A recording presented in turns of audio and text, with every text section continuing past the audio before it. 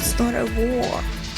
It's a genocide. Hundreds of thousands flee Ukraine tonight as the Russian invasion intensifies. What the UN worries Europe is now facing. You just don't want to drag that home all the time. And it's definitely not for kids to worry about. As our children watch the war in Ukraine unfold, the images can be profound and scary. Tonight, how doctors say you can talk to your kids and help calm their fears. That was a historical moment. We've never seen another foreign flag flying over the Utah Capitol. The state of Utah showing their support, standing in solidarity with the nation of Ukraine. We're on the balcony of the Utah State Capitol with an exclusive look at the Ukrainian flag. Putin was wrong. We are ready. And we break down President Biden's first State of the Union address. Freedom will always triumph over tyranny. His message to the American people as worries mount over the war in Ukraine. Live from Utah's news leader, Fox 13 News at 9 starts right now. Tonight, the United Nations is warning the situation in Ukraine could become Europe's largest refugee crisis this century. More than 670,000 people are fleeing for their lives from war-torn Ukraine as Russia escalates its deadly invasion. Ukraine's foreign minister says they desperately need help fighting Russia in the air. The White House is remaining in regular contact with Ukrainian President Volodymyr Zelensky through a secure satellite phone provided to him by the U.S. government. We spoke many times with President Biden, and I am thankful to him for these opportunities and support. But they also did not hear me. I've been telling them that Ukraine will fight hardest of all. You will see. But us alone against Russia, we would not be able to do it. Russian state media says a second round of talks will happen tomorrow. Ukrainian officials have yet to confirm that. Well, the video and conversations about warfare can be very confusing for children. They're trying to piece together what they're seeing all around them, but images and misinformation can make it very frightening. Fox 13 News reporter Emily Tenser has details on ways to talk to your children about the invasion of Ukraine. A child psychologist tells me his young patients are asking him if the country is on the brink of World War III. He wants to advise parents to be careful what's shown at home and to not unintentionally cast your own anxieties on your children. Wesley Clark sits on a bench in Liberty Park, enjoying the warm weather, watching his stepson and his friend play without a care in the world. These are just precious moments, and it's more important to focus on the positive rather than the negative, and that's exactly what we're doing today. Although Clark is staying up to date with what's unfolding in Ukraine, he's intentionally keeping it out of his home and away from his 8-year-old. We should be more concerned with bee stings at best than worrying about, nuclear war, World War III. Children have already dealt with so many changes over the past 2 years. Dr. Douglas Goldsmith says more discussion of uncertainty and death just adds to the stress. There's really some exhaustion, and especially from the kids, there's now a pessimism of, are things really ever going to get better? He warns to be aware that just because you're not bringing it up at home doesn't mean they won't pick up things on the playground. First of all, find out what the children are hearing, because if they say yes and we're all going to die, that's a starting point for the parent to say, we're not going to die. It's very, very far away. He says reassuring your kids is key. Promise them that if there is something to worry about, you'll tell them. That if this was going to be World War III, we will not keep that secret and we will tell you right away. That's very comforting for kids to hear. Clark agrees, but says right now his stepson is far too young for such heavy content. You just don't want to drag that home all the time. And it's definitely not for kids to worry about. Let them be kids. Let them have fun. Dr. Goldsmith says another way to talk it out is to bring up a map of the world and show your kids just how far away Ukraine is from Utah. Reiterate they are safe. He also recommends to steer clear of any negative images that could upset them. Reporting in the studio, Emily Tenser, Fox 13 News, Utah. A Ukrainian-born Utah State University basketball player is speaking out tonight about the invasion of his home country. Max Shulga was born and raised in Kyiv and moved to the U.S. as a teen. He's currently a sophomore at USU and plays guard for the Aggies. Shugla remembers the tensions between Ukraine and Russia while growing up, but it had died down until the recent flare-up. It doesn't feel real. I thought our humanity just grew out of declaring wars and stuff. That was in the past, but obviously a real thing now, so you gotta deal with it. It's life. Shulga says while his family is safe, he has a lot of friends whose lives are still in danger, and he fears for them. During Sunday's home game against Colorado State, Aggie students showed their support for Shulga by holding up blue and yellow placards to replicate the Ukrainian flag. That was a historical moment. We've never seen another foreign flag flying over the Utah Capitol. No, we have not, and it's now the second day in a row where the Ukrainian flag is flying atop the Utah State Capitol building.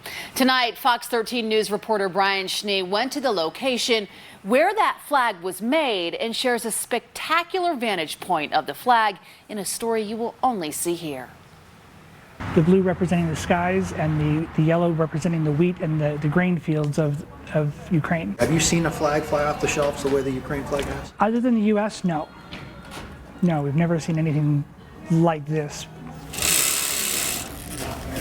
At Colonial Flag in Sandy, the Ukraine flag has taken over production.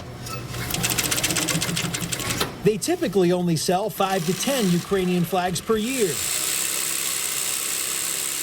In the last few weeks, they've sold hundreds. Customers have been coming in nonstop asking for Ukraine flags and wanting to show their support. And not even just flags, I mean, anything with Ukraine on it, they're all over it. And each flag to a customer with a personal connection, or perhaps a bigger purpose. Colonial Flag's largest Ukrainian flag that they've manufactured so far is the one right behind me, flying proudly atop the Utah State Capitol. Being able to provide those things for people to show that solidarity, that's just our small way of helping. We took in the sights of this historic gesture in solidarity from the state of Utah from the balcony of the state Capitol dome. Well, I love the Ukrainian people, and I feel their pain. I was there in 1992 when they were coming out of communism, and I know their desire to have sovereignty and freedom and to have their own land and their own culture and their own heritage. And to see that now in jeopardy really is heartbreaking. Wright served his mission in Ukraine and felt compelled to show his support. Other former missionaries say the flag brings joy amid these dark times. It's an incredible solidarity. It's incredible solidarity for the state of Utah to be one of the places where we're pushing and promoting for peace. At the Utah State Capitol, this is just beautiful, and it feels good to have their culture integrating with ours. Brian Schnee, Slava Ukraini. Fox 13 News, Utah. Fox 13 News will continue to cover the very latest developments in Ukraine, also reaction from local and national leaders and how Utahns are stepping up to help. We'll share updates on air and always online at fox13now.com. Well, tonight, President Joe Biden delivered his very first State of the Union speech. And while he had originally wanted to keep the focus on domestic issues, recent events in Ukraine forced him to respond to the Russian invasion. Tonight, I'm announcing that we will join our allies in closing off American airspace to all Russian flights. President Biden spoke at length about the war in Ukraine and the impact Russia's attacks are having on national security. He called out Vladimir Putin and touted the response by NATO. Speaking domestically, Mr. Biden also shared how his administration is trying to tamp down inflation and shared his view on where the country stands in the fight against COVID-19. Because of your resilience and the tools that we have been provided by this Congress, tonight I can say we're moving forward safely back to more normal routines. Instead of relying on foreign supply chains, let's make it in America. President Biden is hoping for a bump in the polls after tonight's speech. Recent polls show his approval rating at 41% and his disapproval rating at 54%. Gosh, such a nice day to start a new month, March 1st, and I know in the meteorological world, Allison, this is the first day of spring. Yes, this is how we keep our data for spring starting March 1st. So happy about that. Spring-like temperatures absolutely well above average for this time of year. We have mostly clear sky here across the state.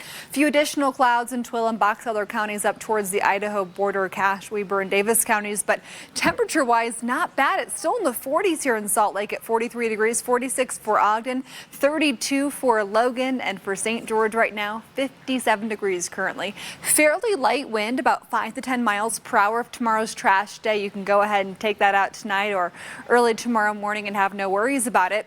Tomorrow morning, you'll have mostly cloudy sky during the morning drive in the upper 30s. Dry roads tomorrow night as well in the mid 50s during the evening commute. Tomorrow, it's going to be a very pleasant day. We'll have those temperatures close to 50 degrees by lunchtime. A very nice afternoon. A little breezy at times ahead of some changes arriving Friday. I'm tracking our next cool down. Chances for rain and snow coming up this weekend if it'll impact your plans coming up. Thanks, Allison. New tonight, a traffic stop turns into a big drug bust in Utah County.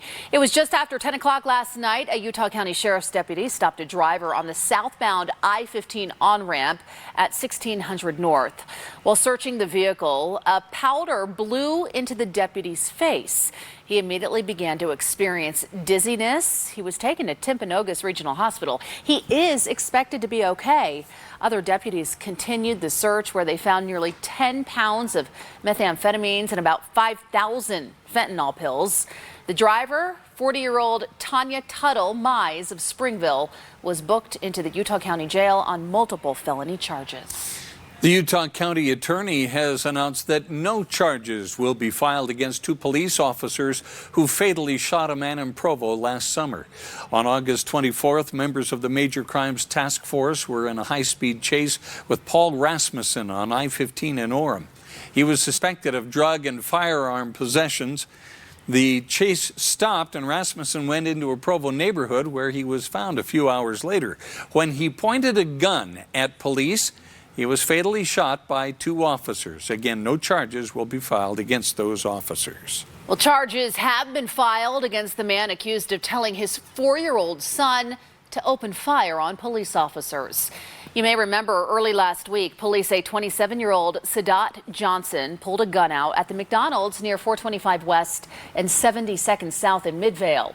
While officers were taking Johnson into custody, investigators say his 4-year-old son pointed a gun outside of the car window and then fired a shot. One officer suffered minor injuries. Johnson is charged with child abuse, neglect, aggravated assault, and interference with an arresting officer. We're learning more about the efforts to remove a pair of Black Hawk helicopters that crashed in Mineral Basin near Snowbird Resort last week. The Utah National Guard tells us a high-altitude CH-47 Chinook will fly in from Nevada to lift the Black Hawks out using a sling. You're watching video of the actual crash of those 2 helicopters. The process to remove them will begin tomorrow. The Blackhawks crashed during a winter training exercise a week ago. No one was hurt. Well, today, Dixie State University, now called Utah Tech University, unveiled their newest statue on their campus. This Bison Monument, which was created by artist Douglas Van Houd, is now in its new home just outside the Cox Auditorium. The statue was placed in the spot where a statue of 2 Confederate soldiers used to stand 10 years ago. The new statue was created and placed through a partnership with the Safari Club International Foundation. Somebody please help me! Help me! Somebody come with! A hearing over a controversial bill at the state capitol spirals out of control in the final days of the legislative session. Why some people had to be forced out of the room by state troopers. Don't tase me no more. What am I being arrested for? A man is filing a lawsuit after being brutally taken into custody by American Fork Police 2 years ago. What he's claiming and what he wants to see change. And after nearly 2 months in the hospital, a woman battling COVID is finally home. Her spectacular send-off in a Fox 13 News exclusive. On Utah's Capitol Hill, UHP troopers forcibly removed several people from a Senate committee hearing today about a potential vaccine passport bill. Watch this. Somebody please help me! Help me! This was one of the people who was removed for being disruptive during the committee hearing. Earlier, State Senator Dan McKay recessed the committee meeting because of a disruptive crowd. The bill passed on a 7-2 vote. It now goes to the full Senate for consideration. Well, Bob, budget bills are starting to pass in the Utah State Legislature. At the end of the session, it will be over $24 billion. That is the largest budget in state history. But some still not happy with the legislature's budget priorities. Advocates for affordable housing and homelessness held a news conference today. They wanted $128 million to address our housing crisis. They're getting about $55 million through the legislature. To slash proposed funds for those who are in need of deeply affordable housing while providing tax cuts to the wealthiest among us. To slash those funds, I believe, rips at the very moral fabric of our state's hope to live in dignity and equity. Senate Republican leaders say they've had a lot of demands for a lot of different needs, even in a year with billions in extra money from tax revenues and federal stimulus dollars. A bill expanding all-day kindergarten actually has passed with big numbers. The measure allows all-day kindergarten to be an option for children. It had a $22 million price tag, but lawmakers only allocated $12 million. I think that this is something that Utah families care enough about. It's their kids, it's their families. They want this option in their neighborhood. To call their legislators and ask for them to fight for more funding for this year. The Senate Education Budget Chief says it's a step in the right direction and they will try to fund more later. A major bill designed to save the Great Salt Lake is charging through the legislature. House Speaker Brad Wilson's bill would spend $40 million to create a trust to lease water rights for the lake, which has shrunk 11 feet in elevation since measurements first started. And with a reduced snowpack, smaller water supply, and potential toxic dust storms, the lake's lack of water presents a crisis. Speaker Wilson says this is a start. I think we're very open to anything we can do to increase the short-term and long-term water flows into the Great Salt Lake, but we need to get this off the ground. The bill passed a Senate committee unanimously. It next goes to the full Senate before hitting the governor's desk. For the daring people that want to see into Peruvian Gulch below, you'll be able to look down and see a whole new view on Snowbird. Still ahead, new trams are coming to Snowbird later this year. We'll explain the one new feature that may either excite or scare you. And coming up, moderate air quality today here along the Wasatch Front. The haze will continue. And then I am tracking some changes. Our next big weather maker, the timing of that and the impacts on your weekend coming up. Salt Lake County Mayor Jenny Wilson presented her Arpa budget today. ARPA stands for American Rescue Plan Act, the $1.9 trillion coronavirus relief measure President Biden signed into law last March. Salt Lake County plans to use much of the money to address the housing crunch. You will hear an ambitious proposal today, one that includes $27.5 million in ARPA, and that is 52% of the ARPA dollars requested in this round to address that affordable housing crisis in Salt Lake County. The mayor's plan calls for capitalizing on the county's housing fund to build 1,200 new housing units for low-income residents. The plan also includes buying and improving existing hotel-style properties to house 150 medically fragile people experiencing homelessness. Finally, it would create housing for 150 more low-income families by expanding the Green and Healthy Homes Project. Well, you got to see this. Our first look tonight at the new trams that are coming to Snowbird this summer, and they're not for the faint of heart. The new trams will replace the ones that have been sending skiers, snowboarders, and hikers up the canyon for the past 50 years now. For those who are brave enough, get this, part of these new trams will have a glass bottom, giving riders a never-before-seen straight-down view of the canyon. Oh, I'd be nervous to be in that seat. Also in the summer months, the new trams will feature a 15-person open-air rooftop balcony.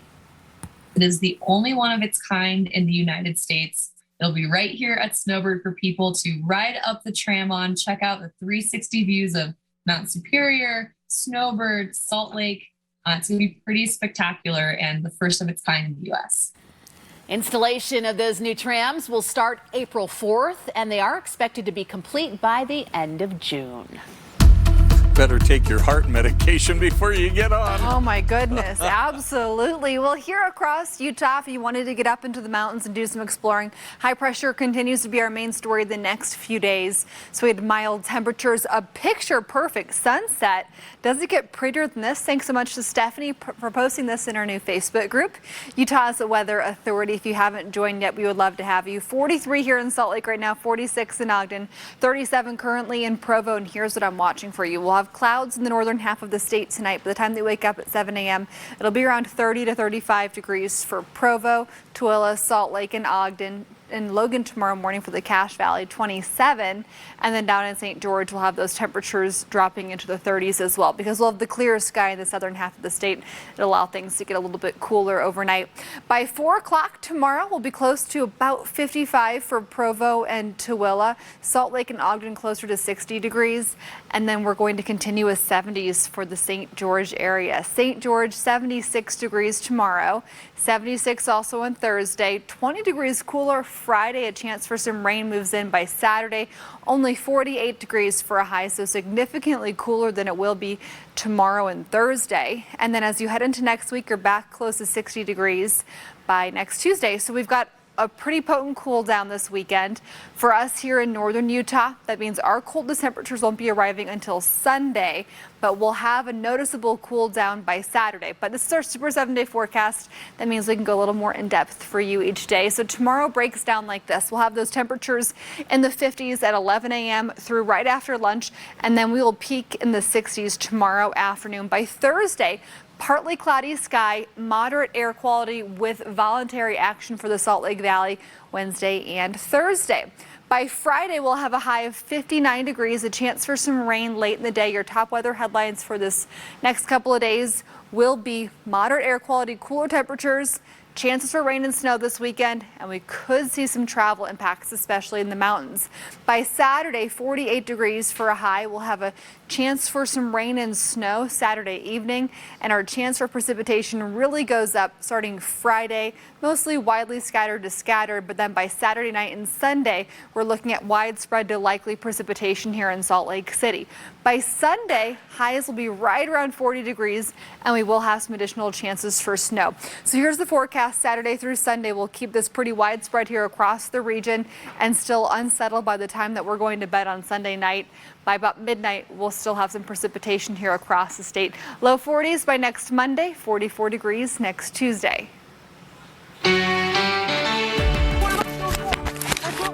A Utah man is suing a Utah police department because of what happened in this video, where he says officers crossed the line. The 6A basketball state championships roll on with the quarterfinals. We'll have the highlights from the boys and girls. And a Utah woman's triumph over COVID-19 after 70 days in the hospital. See more of this heartwarming send-off.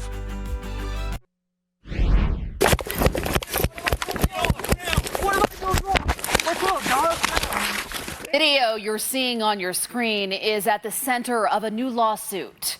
Cody Greenland, the man being tackled, is suing the American Fork Police Department for excessive use of force. Fox 13 News reporter Spencer Joseph spoke with him and his attorney today and breaks down the police body camera video tonight.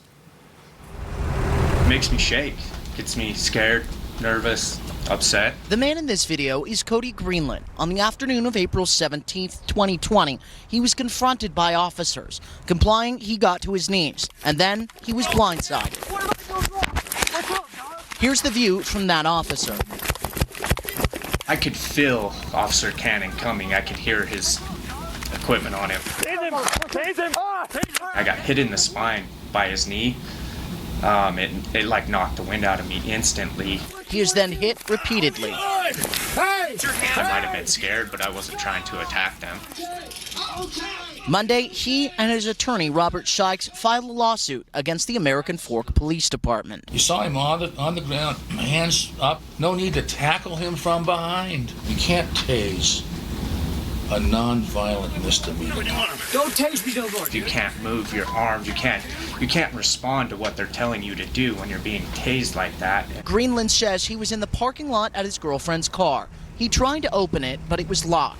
After getting snacks from a nearby Dollar Tree, he then walked back to the car. They had a call saying that somebody was trying to break into cars. So I guess that's why they were there, maybe for that. What am I being arrested for? But I had no idea, what they were there until I was beaten and bloody. Greenland says he still feels the effects of that day. I continue to have ringing in my ears. My hands are sore. And you guy hit me from the side. I still totally avoid that area. I suggest you shut the up. Don't talk to me like this. Please stop. Look at me, dude. They think that there are justifiable reasons behind this attack. I guess they're just trying to defend themselves because they know they're wrong. Cody admits he hasn't always been law-abiding. He had drugs on him that day as well. But he's now sober and helps people seek treatment for addiction. And when asked what he's hoping from this lawsuit, Cody says, honestly, it would be great if they would give the police the right training. I want to continue to help people and just spend the time with my family and not have any worries that this is going to continue on or happen again. Spencer Joseph, Fox 13 News, Utah. Fox 13 News contacted the American Fork Police Department. They told us they do not comment on ongoing litigation. Well, Fox 13 News is doing something new, and we hope it will improve the lives of some of our friends and our neighbors. It's called Moving Forward. We've created a process for people in the community to appeal to Fox 13 News if they think a story that remains on our website should be removed or edited. Now, we won't remove stories about violent crimes or other serious felonies, and we will hold public figures and people in positions of trust to a higher standard. Our new news director, Mark Sternfield, has spearheaded this initiative with support from our corporate owners at Scripps. In a lot of cases, there will be someone who's initially in the news because of an arrest.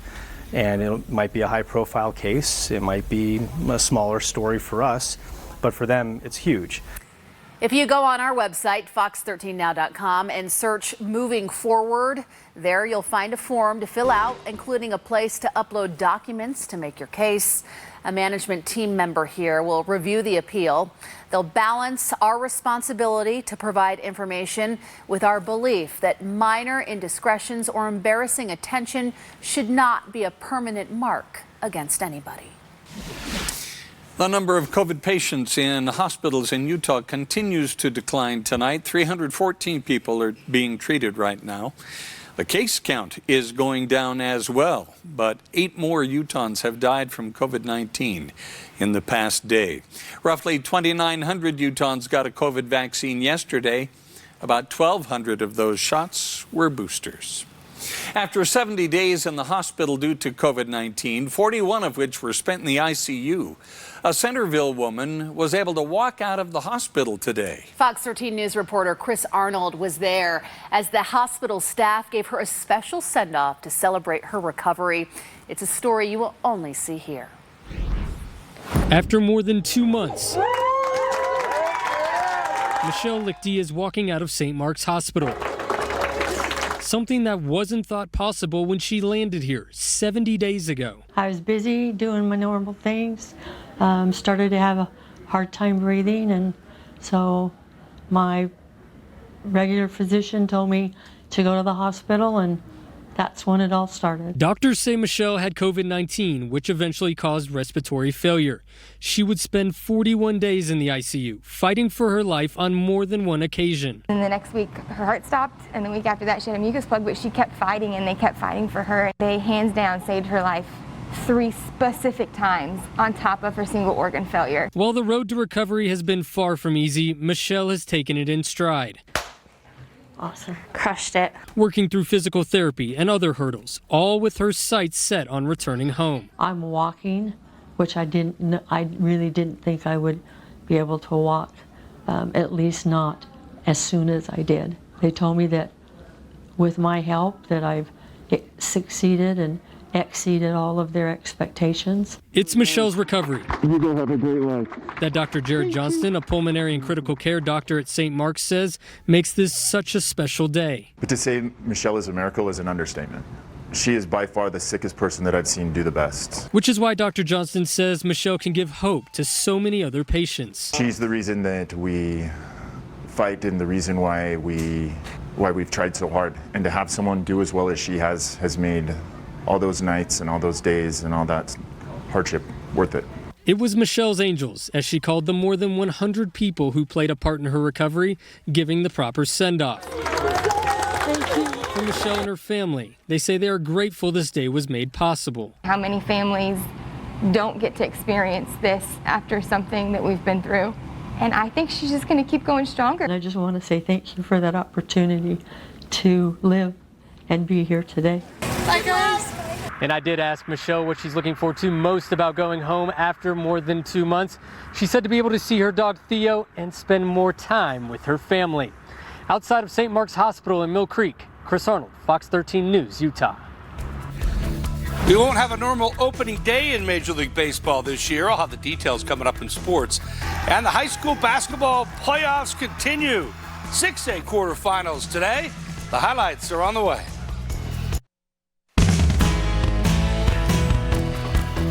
There's sad news for Utah State head football coach Blake Anderson. One of his 2 sons has died.